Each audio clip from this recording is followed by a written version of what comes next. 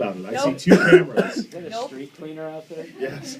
It's like the oldest sense of days, ladies and gentlemen. Are you going to run out into the street and I'm start not going to run yelling? onto the street. I think you should. That's so good. All right.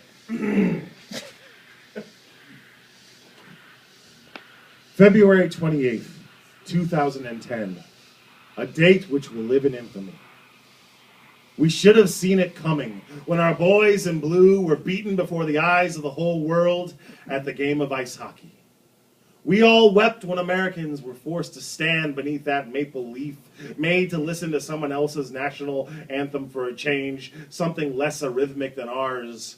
You could almost hear the collective licking of our northern neighbors' chops as they realized America's one and our only weakness. We're not that good on the frozen pond.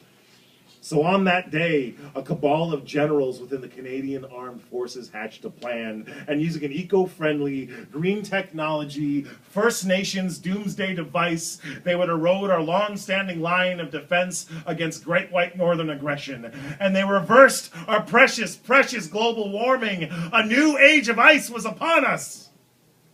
Their advance, like Quebecois tourists driving in the fast lane, was slow and methodical. With no NHL team to defend it, Seattle was the first city to fall, and we tried to fight back, but it was no use. Flocks of suicide geese grounded the Air Force. Our Navy was crippled by strategically placed icebergs. The Army, let's just say you don't bring a machine gun to a polar bear fight. When they blasted George Washington's face off of Mount Rushmore and replaced it with Gordie Howe, the resistance collapsed. Panicked American refugees began pouring over the Mexican border, the red maple now waving over the White House. And we survived in the United American Provinces of Lower Canada, but they began to change us. We were more polite, less eager to wave around a loaded handgun shouting, "Who wants some, huh? Who wants some?" Distances were measured in meters, temperatures reported in centigrade. No one knew what the fuck was going on. They denied our God-given right to die in a gutter, broken, penniless, of an easily treatable illness. I remember when they took my father away. On a government-mandated 2-week holiday, clutching the plane tickets to Aruba in his hand, he shouted, "Avenge me!" We tried, Papa, but we were too busy getting drunk on Labatt's Blue and planning our next trip to the Edmonton Folk Festival. I'm sorry. I'm so sorry.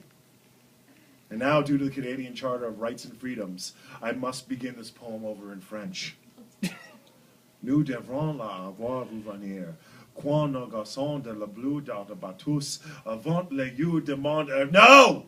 This is a bridge I will not cross. They cannot make me speak in French, and I will resist, proudly dipping my freedom fries in ketchup, not poutine, replacing my toque with a foam dome filled with 2 cans of shitty American beer, and I will not let them change everything about us from A to Z, because it is Z, you savages, not Z, Z. We will drive you syrup drinkers back across the 49th parallel north, raise Old Glory once again, take away everyone's health care, and then give the upper class a tax cut and really stick it to the poor, like we used to do when we remembered what it meant to be Americans.